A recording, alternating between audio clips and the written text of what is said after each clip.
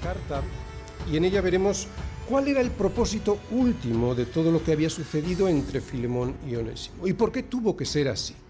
¿No? Leemos los versículos del 15 al 21. Porque quizá para esto se apartó de ti por algún tiempo, Filemón, para que le recibieses para siempre, no ya como esclavo, sino como más que esclavo, como hermano amado, mayormente para mí, pero cuanto más para ti, tanto en la carne como en el Señor. Así que, si me tienes por compañero, recíbele como a mí mismo, y si en algo te dañó o te debe, ponlo a mi cuenta. Yo, Pablo, lo escribo de mi mano, yo lo pagaré, por no decirte que aún tú mismo te me debes también. Sí, hermano, tenga yo algún provecho de ti en el Señor, conforta mi corazón en el Señor. Te he escrito confiando en tu obediencia, sabiendo que harás aún más de lo que te digo. Muy bien, y el esquema de hoy sería el siguiente. Primera parte. La soberanía de Dios, versículos del 15 al 16. Segunda parte, el mensaje del Evangelio, versículos del 17 al 20. Y tercera parte, el resultado del Evangelio, versículo 21. Primera parte, la soberanía de Dios.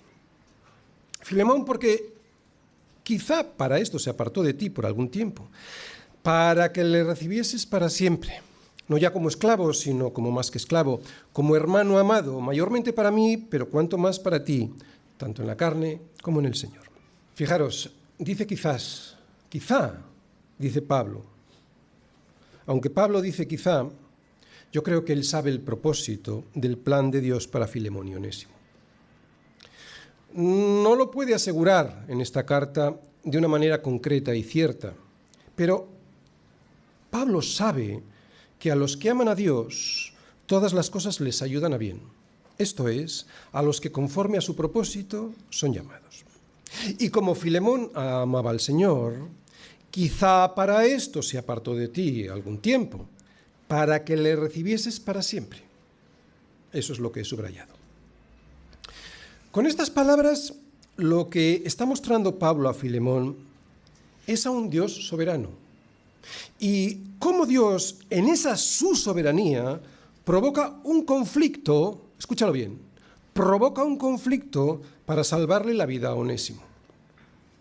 Esto es en lo que tenía que fijarse Filemón, que Dios quería salvar un alma y no tanto tenía que fijarse en la pérdida que le había causado Onésimo en su patrimonio. Bien, vamos a intentar explicar las palabras profundas de estas palabras. Si os fijáis en esta pantalla, lo primero que le dice no es que Onésimo se escapó de ti.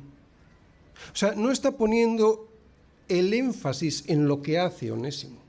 No dice eso, ¿verdad? No dice que Onésimo se escapó de ti. Lo que dice Pablo es, se apartó de ti por algún tiempo. Y que ese se apartó de ti por algún tiempo tenía un propósito que era bueno. Es evidente que Pablo le está diciendo entre líneas a Filemón que tiene que haber algo ahí que está y depende de la soberanía de Dios, que tiene que tener en cuenta la voluntad de Dios en este asunto, no la voluntad de Onésimo para escaparse. Que si se fija en la voluntad de Dios usando su soberanía, podría haber algo más de lo que a simple vista parecía que había sucedido, o sea, que alguien huyó con lo robado. Cuando vemos las cosas desde abajo, y a todos nos ocurre, cuando vemos las cosas desde la tierra, en la carne, y no desde arriba, en el espíritu, nos perdemos la verdadera perspectiva de las cosas que nos suceden. Para poder ver las cosas como Dios las ve, tenemos que morir en la carne y vivir nuestra vida en el espíritu. No es fácil, pero tiene que ser así. Y lo que esto significa es que tenemos que crucificar no solo nuestros deseos, sino toda nuestra propia perspectiva de las cosas tal y como casi siempre las ven nuestros ojos y que consiste en ver solo lo mío, lo que me han hecho a mí, lo que me han dicho a mí, lo que me han quitado a mí.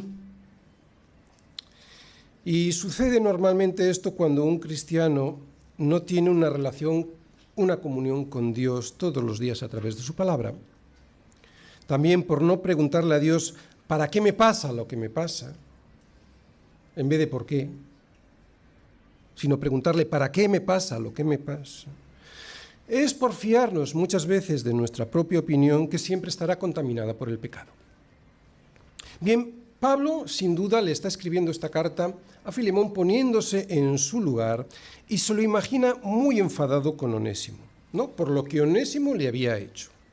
Y sin duda Filemón tenía derecho a estarlo, a estar enfadado. Pero el problema importante para Dios no era esa pérdida de Filemón, y así lo tenía que ver él, sino la ganancia que con esta pérdida él iba a tener, y no solo él. Y aquí está la paradoja del Evangelio. Mirad, cuando alguien viene a mi despacho y me cuenta algo similar, enseguida pienso en el para qué le está sucediendo lo que le está sucediendo, y nunca el por qué. Y casi siempre encuentro que el motivo por el cual Dios permite estas situaciones es porque hay una ganancia a la vuelta de la esquina. Y en este punto lo importante sería lo siguiente. Si no le hago caso a Pablo, no solo no voy a recuperar lo perdido, sino que no ganaré lo que Dios tiene preparado para mí. La tozudez con la que muchos cristianos no ven la mano de Dios en estas cosas hace que muchos pierdan muchos años de su vida en discusiones, en amarguras y en falta de bendición y de propósito para sus vidas. Y que conste que yo entiendo el dolor de la pérdida por la que se quejan, pero somos seguidores de Jesús. Y Él nos dice que si alguno quiere venir en pos de mí, entonces niéguese a sí mismo, tome su cruz cada día y entonces, solo entonces, sígame. Por eso, hasta que no decidamos perder aquello que ya sabemos que está perdido, crucificándolo en una cruz, no ganaremos lo que Dios quiere entregarnos. Pero cuando hablo de perderlo, lo digo de verdad. No solo de palabra, y a los 5 minutos pues ya me encuentro otra vez con mi corazón hurgando en eso que perdí. Por eso Pablo se lo explica de esta manera en estos versículos, para que Filemón pudiese darse cuenta que era Dios quien había preparado todo. ¡Wow!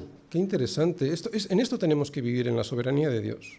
Para que Filemón pudiera darse cuenta que eso que le había sucedido, que esa situación que le había tocado vivir, Dios estaba detrás, ¿no? Detrás de esa situación. Y además que tenía un propósito, para que Onésimo pudiese volver a casa, ahora ya sí restaurado. Así que es como si Pablo le estuviese hablando de esta manera. Mira, Filemón, Dios no solo no ha cometido un error con esta situación que te toca vivir, sino que detrás de ella, y si te atreves a abrir el envoltorio que no te gusta, tienes un regalo del cielo. Y es que, Filemón, antes tenías un esclavo, pero ahora tienes más que un esclavo. Tienes un hermano amado y además para siempre. Y es que, Filemón, escúchame bien, antes tenías un esclavo que podía enfermarse y por lo tanto ya no lo tenías, que podía morirse y por supuesto ya no lo tenías, que podía escaparse como ha ocurrido y tampoco lo tenías, que podía ser liberado incluso. Pero ahora tienes un hermano que será para siempre, aquí y en la eternidad. Además, escucha, Filemón, este hermano ahora te servirá de corazón, como para el Señor, y no como antes, como por obligación. Muy bien, yo sé que pareciera que Pablo no solo no ataca la institución de la esclavitud, sino que la promueve, pues nada más lejos de la realidad. Porque esta frase que hemos leído ahí, porque quizá para esto se apartó de ti por algún tiempo, para que le recibieses para siempre, no ya como esclavo, sino como más que esclavo, como hermano amado, lo que realmente contiene es una bomba que detona desde dentro a una institución que veía en el esclavo no a una persona, sino una propiedad. Fíjate bien, con esta frase Pablo no solo le da la dignidad a Onésimo que cualquier persona tiene, sino que lo iguala a su amo. Más aún, le convierte a alguien de su propia familia, su propio hermano, como para no destruir la institución de la esclavitud. Onésimo ahora ya es un miembro de la familia de Filemón.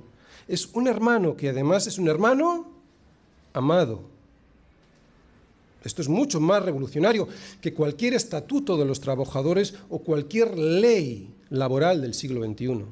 Muchísimo más revolucionario. Un hermano al que voy a amar y por lo tanto a un hermano al que voy a tratar bien, yo como Filemón, y también un hermano amado que me va a servir bien porque lo va a hacer como para el Señor. Así que Filemón, si eres capaz de perdonar a Onésimo por el motivo correcto, lo que vas a hacer es abrir un regalo que Dios tiene para ti. Todavía no lo ves porque tienes que abrirlo, pero es un regalo que viene de la soberanía de Dios.